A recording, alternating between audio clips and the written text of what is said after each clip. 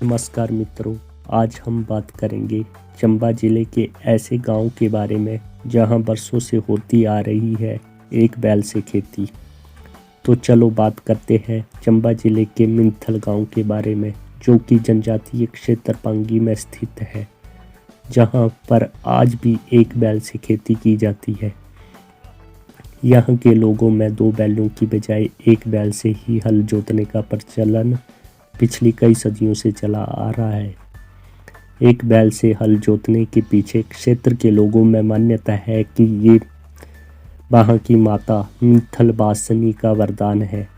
अगर कोई व्यक्ति दो बैलों से हल जोतता है तो उसका एक बैल मर जाता है, ऐसा क्षेत्रवासियों का विश्वास है। अभी तक आपने यही सुना या देखा होगा कि दो बैलों से हल जोता जाता है और खेत बीजे जाते हैं, लेकिन आपको ये सुनकर बहुत अचंभा लगेगा कि हिमाचल प्रदेश के पांगी में एक ऐसा भी गांव है जहां एक बैल से खेती की जाती है। इसके पीछे एक रहस्यमयी कहानी है जिसके बारे में मैं आपको बताता हूँ। एक दिन ज्येष्ठ महीने के दिन मिंथल गांव की एक बुढ़िया के पास एक लड़की उस समय तराजू मांगने आई जब उसके 7 बेटे खेतों में हल जोतने गए थे। उस समय वो बुढ़िया दही से मक्खन निकालने का काम कर रही थी। बुढ़िया ने लड़की से उसका हाथ बंटाने की गुजारिश की। जब लड़की ने मक्खन निकाला तो वो बाकी दिनों की अपेक्षा काफ़ी ज़्यादा मात्रा में निकला। अच्छा काम होने की वजह से बुढ़िया ने खुश होकर लड़की के समक्ष अपने बड़े बेटे से शादी करने का प्रस्ताव रखा, लेकिन लड़की चुपचाप तराजू लेकर चली गई। अगले दिन जब बुढ़िया के साथों लड़के हल जोतने के लिए गए हुए थे, तब बुढ़िया ने अपने लड़कों के लिए खाना बनाना शुरू कर दिया। जब बुढ़िया खाना बना रही थी तो चूल्हे से एक सिला निकलने लगी। बुढ़िया ने उसकी ओर ज़्यादा ध्यान न देते हुए उस सिला को चिमटे से तोड़ दिया।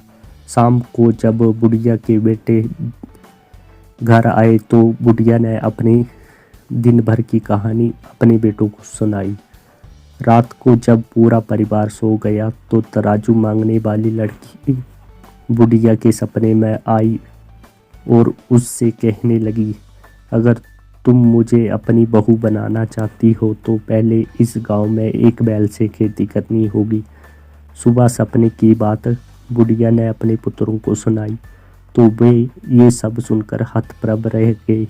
अगले दिन जब उसके बेटे खेत में काम करने गए तो बुढ़िया फिर पिछले कल की भांति खाना बनाने लगी और चूल्हे से उसी प्रकार सिला निकलने लगी। बुढ़िया ने उस पर ध्यान देते हुए उसको तोड़ना चाहा, पर वो सिला अत्यधिक बढ़ती गई और छत को फाड़कर बाहर निकल गई।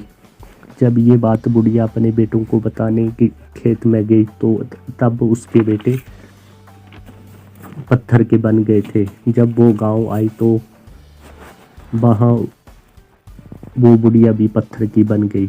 तब से ये मान्यता है कि इस गांव में एक बैल से खेती की जाती है। अगर वैज्ञानिक तथ्य देखें तो वहाँ के खेत अत्यधिक छोटे होने के कारण वहाँ एक बैल से खेती की जाती है। अगर आपको मेरी ये जानकारी अच्छी लगे तो वीडियो को लाइक, शेयर, कमेंट करना ना भूलें। धन्यवाद।